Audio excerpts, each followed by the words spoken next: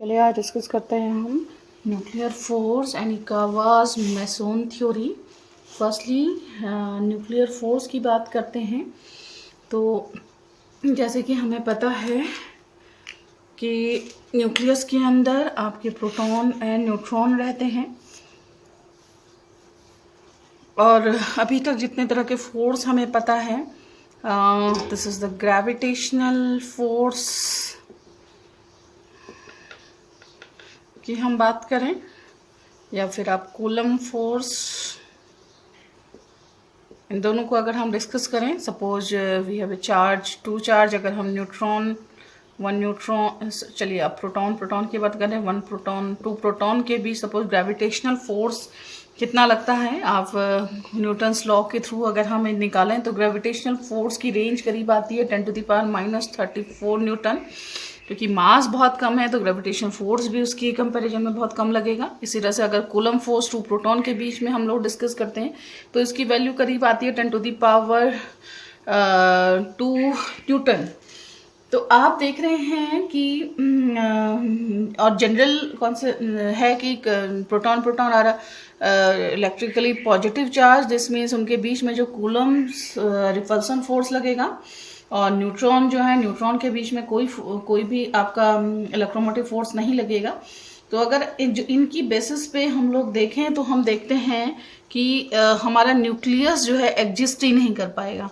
लेकिन आप देखते हैं कि न्यूक्लियस है हमारे पास एटम है, तो इसका मतलब है कि जो अभी तक की थ्योरी चल रही है उससे अलग हमारे पास एक अनदर फोर्स होना चाहिए जो किनके बीच में लगे, एक स्पेशल टाइप का फोर्स होना चाहिए जो हमारे न्यूक्लियस की एग्जिस्टेंस को सेटिस्फाई कर पाए। तो यहाँ पे हम देखते हैं कि एक स्पेशल टाइप का फोर्स है। This force is known as the nuclear force.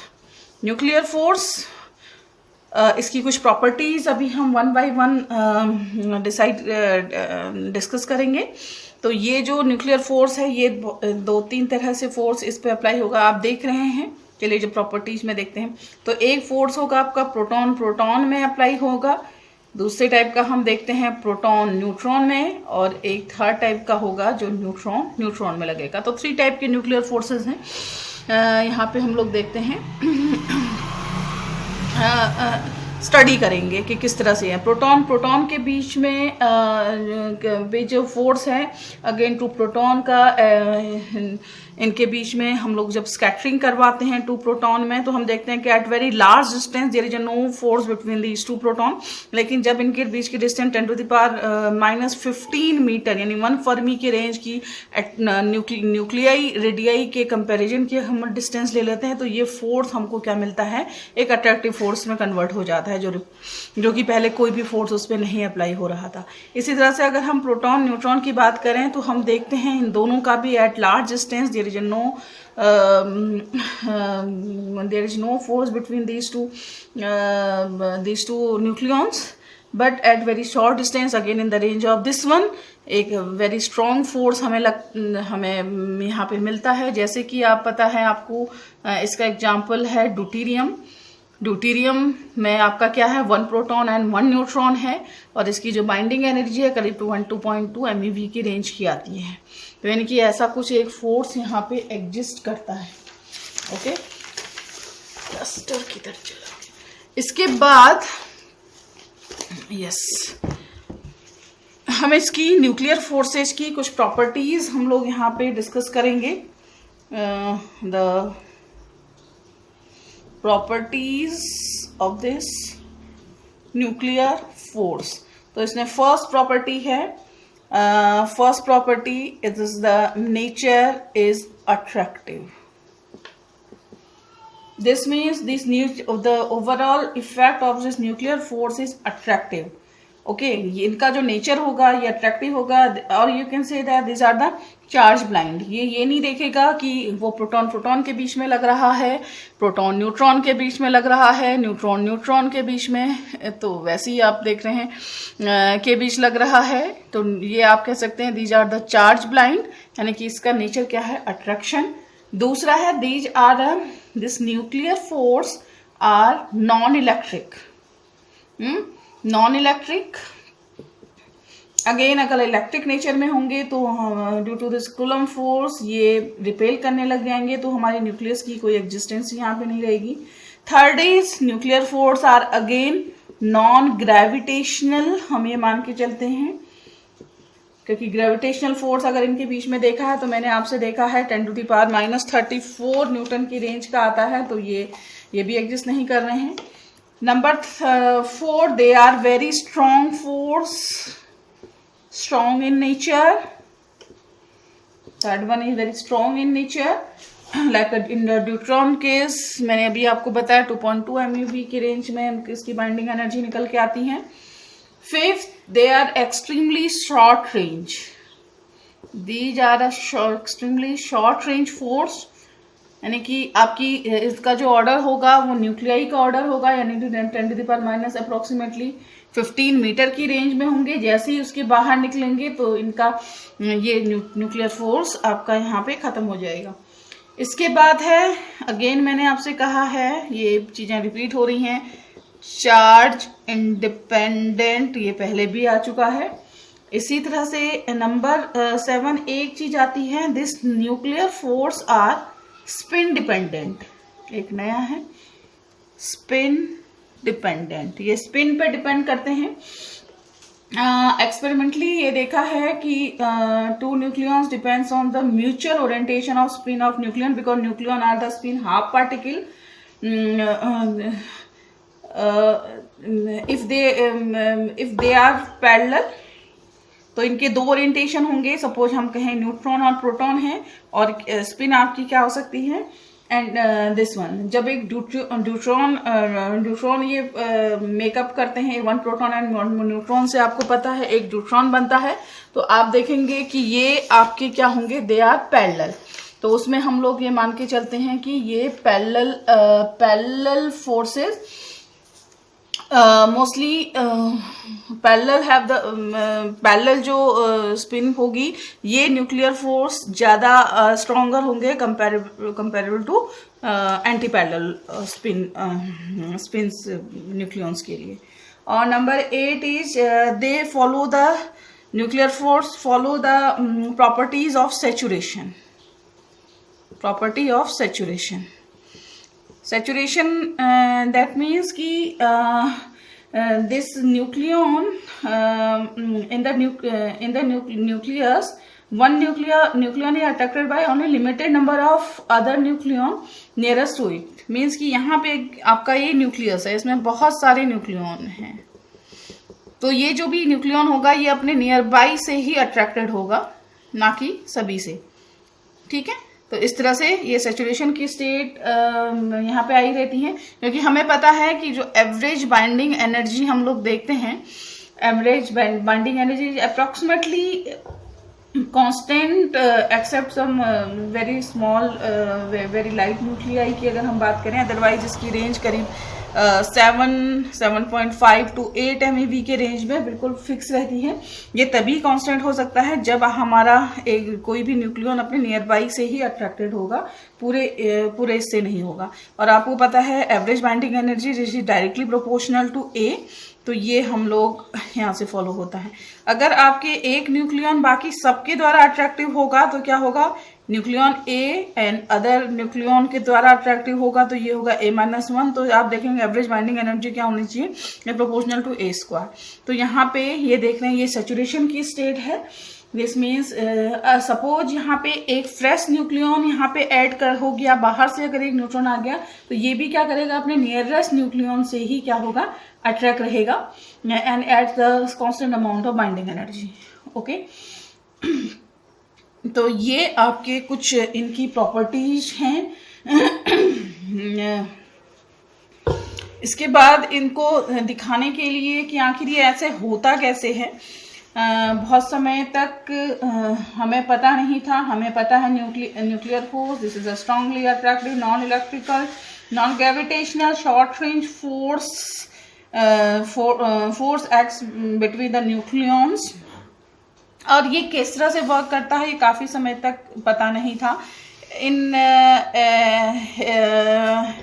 हेज़ेनबर्ग ने 1932 में सजेस्ट करा था कि ये इनके बीच में जो न्यूक्लियर फोर्स हैं, न्यूक्लियर फोर्स जो है आपकी nuclear force are the exchange force which arise by the exchange of electron between the nucleon। देखिए इलेक्ट्रॉन और पॉजिट्रॉन जो भी आपके हैं, इलेक्ट्रॉन और पॉजिट्रॉन के एक्सचेंज, पॉजिट्रॉन यानी न्यूट्रॉन एंड प्रोटॉन के बीच में जो ये न्यूक्लियर फोर्स लग रहा है, ये एक्सचेंज फोर्स के थ्रू लगेगा। और जो एक्सचेंज पार्टिकल है वो क्या है आपके न्यूट्रॉन एंड पॉजिट्रॉन। और ये थोड़ा इन्होंने बीटा डीके आपको पता है, बीटा डीके ने इसको और अच्छी तरह से प्रूव से इन्होंने कहा। बट ये देखा गया कि न्यूट्रॉन कि this exchange if we take that exchange by this proton, electron and positron, तो ये जो एक्सचेंज है this is 10 to the power 14 times weaker than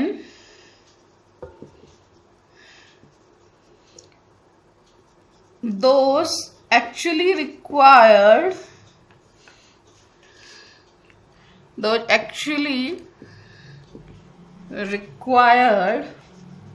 for nuclear stability। तो देख रहे हैं ये थ्योरी भी नहीं चल पाई, ये अपने आप में ठीक था क्योंकि न्यूक्लियस से आपको बीटा डीके भी मिलता है और बीटा डीके के टाइम में आपको पता है प्रोटॉन न्यूट्रॉन में कन्वर्ट होता है, इसके थ्रू न्यूट्रॉन प्रोटॉन में कन्वर्ट होता है, डिपेंड करता है कि इलेक्ट्रॉन निकलेगा या पॉजिट्रॉन निकलेगा। बट एक्सपेरिमेंटली देखा गया कि ये बहुत ज़्यादा वीकर है जितना कि हमें न्यूक्लियर की स्टेबिलिटी के लिए हमें चाहिए।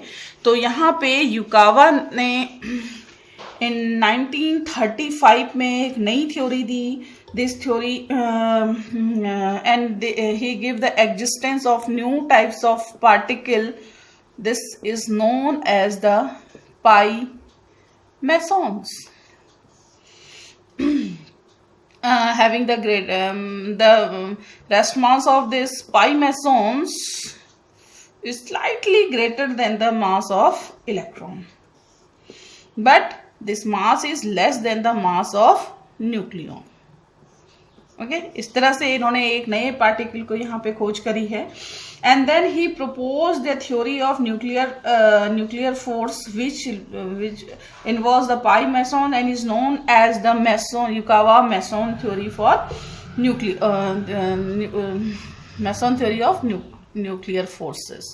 This is known as the meson theory of nuclear forces.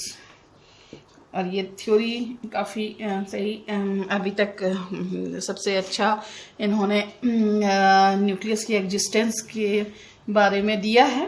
तो इन्होंने ये माना कि इसमें क्या है कि आपका जो ये जैसे हेजेनबर्ग ने दिया था, इन्होंने कहा कि ये भी क्या है कि हर एक न्यूक्लियन चाहे वो प्रोटॉन है एंड न्यूट्रॉन है, this is surrounded by a cloud of mesons, pi मेसॉन्स।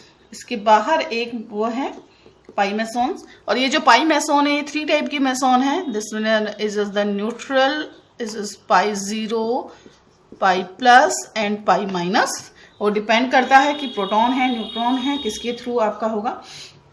The sole difference between proton and neutron lies the composition of their respective meson clouds। यही बताएंगे कि आपका ये प्रोटॉन है कि ये न्यूट्रॉन है, क्योंकि न्यूक्लियस के अंदर आपको पता है जो न्यूक्लियर फोर्स है उससे पता नहीं चलता है क्योंकि वो चार्ज पे डिपेंड नहीं करता है, चार्ज ब्लाइंड है, चार्ज फ्री है और मास भी प्रोटॉन और न्यूट्रॉन का अप्रोक्सीमेटली इक्वल है।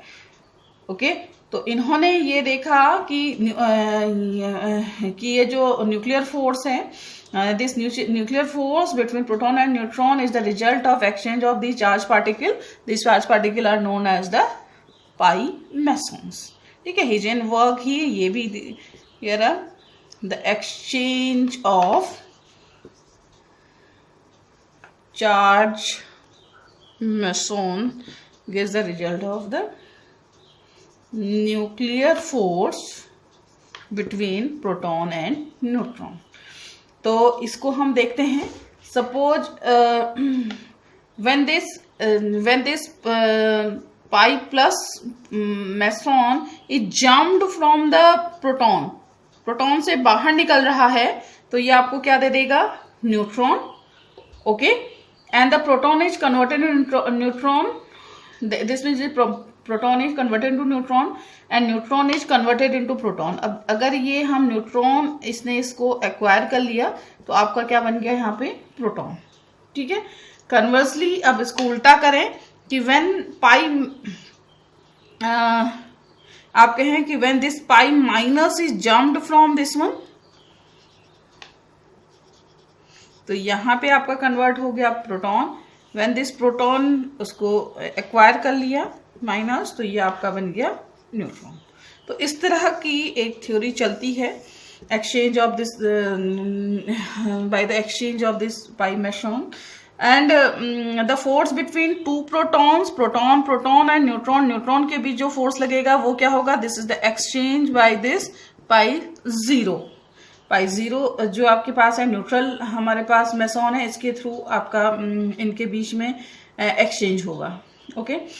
फिर यहाँ पे ये बात आती है कि जब ये एक्सचेंज हो रहा है, यहाँ पे हम लोग देख रहे हैं, तो बात ये आई कि हम लोग जब टोटल न्यूक्लियस का मास हम लोग लेते हैं तो we add the mass of this proton plus mass of this neutron. तो यहाँ पे हम लोग मेसॉन का मास नहीं ले रहे हैं, तो उसका आंसर बस यही है कि वो again this answer is lies in the uncertainty principle, क्योंकि यहाँ पे आप देख रहे हैं कि यहाँ पे हमारे जो पाई मेसॉन्स हैं वो एग्जिस्ट नहीं कर रहे हैं, वो इमिट हो रहे हैं, एब्जॉर्ब हो रहे हैं, यानी कि मोशन की पोजीशन में है. तो इस वजह से it is impossible to detect any change in mass of this nucleon even in the presence of this pi mesons. तो ये आपकी थ्योरी है. And this actual discovery of pi meson आपको पता है, बाद में कॉस्मिक रेज में, इस रेडिएशन में ये पाई गई. नेक्स्ट हमें निकालते हैं, छोटा सा ये है कि how the what is the estimate mass of this pi meson. हमें पता है from the Einstein's theory, mass energy equivalence, this one is m, this is m pi इनकी हम एनर्जी हम निकालना चाह रहे हैं. अब न्यूक्लियस के अंदर ट्रेवल कर रहे हैं तो velocity is approximately equal to velocity of light and the distance travelled by these pi mesons, ये कितनी होगी, न्यूक्लियस है जाहिर है इसका डायमीटर होगा, तो इसकी हम रेंज लिख रहे हैं करीब, मैं सिर्फ उसकी रेंज लिख रही हूँ 10⁻⁻15. तो if del t is the time required for meson to travel this distance r, if this distance is x, distance is del x, this means del t is time required for meson to travel this distance x. This means time is, this is x divided by v or x divided by c. Okay, approximately as you call it, in form uncertainty principle we known as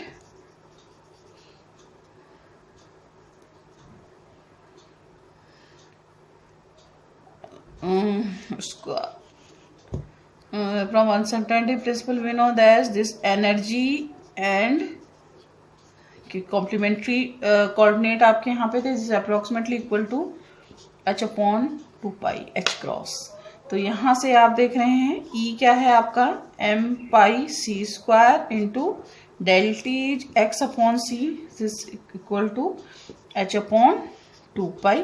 तो c से c cancel out हो रहा है, तो m पाई आपका हो गया कितना, h/2 पाई c है, x भी तो आ गया. यस, तो अब h की वैल्यू लिखिए, दिस इज 6.64 इंटू 10⁻34 जूल पर second. This is 3.14 into 3 into 10⁻8 into this one is 10⁻⁻15 range. तो ये m पाई अप्रोक्सीमेटली आपका आता है, this will 2.1 into 10⁻⁻ 28 kg, I think इतना ही है।